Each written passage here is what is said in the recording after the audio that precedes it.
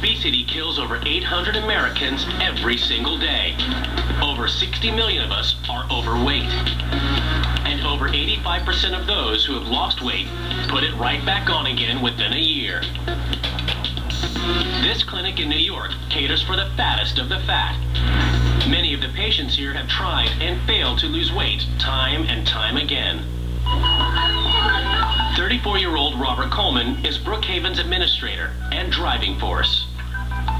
He knows the super obese fight a constant battle with eating, and that despite all their efforts, some residents will be forced to return to try again. The most difficult part of dealing with this addiction is that people need the food to live.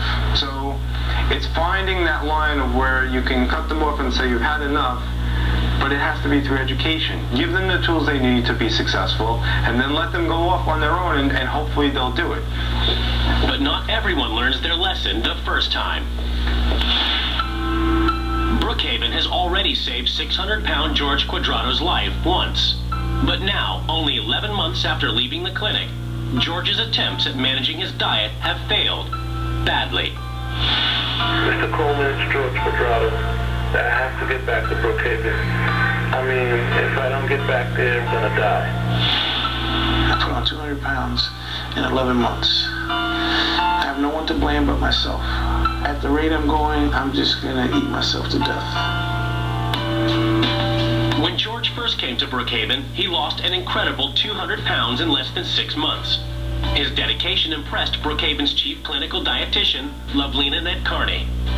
He was losing weight every week. He was doing well, he was walking, he was exercising. He was a star pupil. When I was 380 pounds, I used to walk 100 blocks a day, every day. When I left there, I felt great.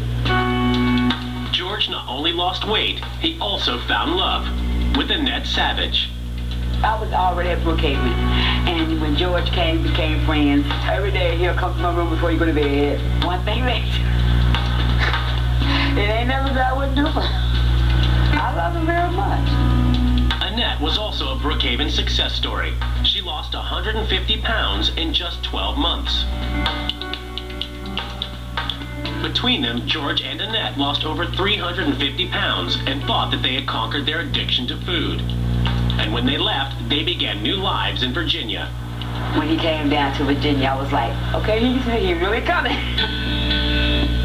But within weeks of moving, George started to binge again. We got any hot dogs left? 2. 3. 3. You're lucky. You know I usually say 4. An average man's daily calorie intake is around 2,500 calories. But George is now packing away 15,000 calories a day, the equivalent of 45 hot dogs, and 10 times what he ate while at Brookhaven. Annette, meanwhile, is sticking to her diet and avoiding temptation by keeping herself busy. I volunteer my time at the daycare. I go to Sunday school, then we have church. I try to go to the gym and walk around the track. I stay going from the time I get up till I go to bed. Once I go to bed, I'm asleep. While Annette is active, George's inactivity is driving the couple apart. I'm upset all the time now because we're not doing anything. Only thing he wants to do is sit at home and play the PlayStation. I can't, put a rope around his neck and drag him outside. 11 months after leaving Brookhaven, it's not just their relationship which is in danger. Now, George's life is at stake. I have to be in an environment where you get your breakfast, lunch, your dinner, nothing else. I feel if I continue like this, I'm just going to kill myself. That's why I want to go back to Brookhaven. While George desperately wants to return to the regime, one resident is fighting the clinic all the way. You can take the program, put it like a ball, shove it directly up, turn it to the left. 27-year-old ex-gang member Vincent Tucker is carrying 565 pounds of fat and a whole lot of attitude. I don't give a about nobody in this building but me. The dietitian don't know what the she's doing, the administration don't know what she's doing, and the half of PT don't know what they're doing. This is Vincent's second time at Brookhaven. The first time around, his attitude got in the way of his treatment. No, because right now I'm real tight and I'm going to get disrespectful. And I'm going to start raising my voice. You understand what I'm saying? suffered 2 heart attacks, Vincent refused to follow the rules at Brookhaven and was sent home. But Vincent has always been a rebel. His mother left the family home when he was a baby, and Vincent was raised by his dad. My dad is the reason why I'm this way. He took me everywhere, to every restaurant you can imagine in Manhattan. By the time I was 6 years old, I was 100 and some pounds. By the time I was 14, I was like 475 pounds. I just got what I wanted. But Vincent wanted even more. In his early teens, he rebelled against his father and followed his brother into the notorious New York gang, the Bloods, and began living the high life. Did drugs and guns, and money was good. So do I listen to my father, or do I drive the cars and with the jewelry and all of that stuff? I chose to do what I want to do. But when Vincent was 20, his father died unexpectedly. His death hit Vincent hard. I was really self-destructive. I was smoking like 2-3 pounds every week. One of the messed up things about smoking marijuana is you get hungry a lot. Within a year of his dad's death, Vincent weighed a massive 700 pounds. The weight was too much for his heart, and at just 21, he had 2 heart attacks. They said, Mr. Tucker, you had a coronary infarction or something like that. I said, okay. He was like, the next one's gonna kill you. A heart attack can be caused when fatty deposits, known as plaque, which naturally line the coronary arteries, rupture. As a result, a clot builds over the area that is ruptured. This clot blocks the artery. The blockage stops oxygen-rich blood reaching the heart.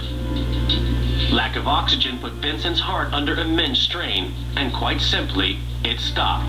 Not once, but twice. I couldn't breathe, and then I just knocked out. It was like you had a mild heart attack. I was like, there's no such thing, because that shit hurt. Vincent was admitted to Brookhaven. At first, he obeyed the rules. When he's shocked with something that happens to him physically, then he's all into it. Once he started to do well, he started to feel better, and now it's time for Vincent to get in trouble. Vincent lost more than 100 pounds. Then, everything changed. I was doing everything I shouldn't have been doing. Times 10. No. His rule breaking was tolerated until he pushed the limits too far by letting girls from his old neighborhood stay in his room overnight. Somebody snitched on me, and they caught the 3 girls with me inside the room early in the morning and kicked me out that day. Back at home, Vincent locked himself away and ate. Over the next 5 years, he put on all the weight he had lost at Brookhaven and became bedbound. I get a very disturbing phone call from an insurance company who said, I have a young man over 700 pounds. I said, what is his name? She said, Vincent Tucker. I said, okay. Robert Coleman saved Vincent's life by taking him back for a second time. But now, 2.5 months later, Vincent's attitude is once again setting him on a collision course with Brookhaven. What you want, give me what I want, kiss my... This is now Vincent's last chance to change.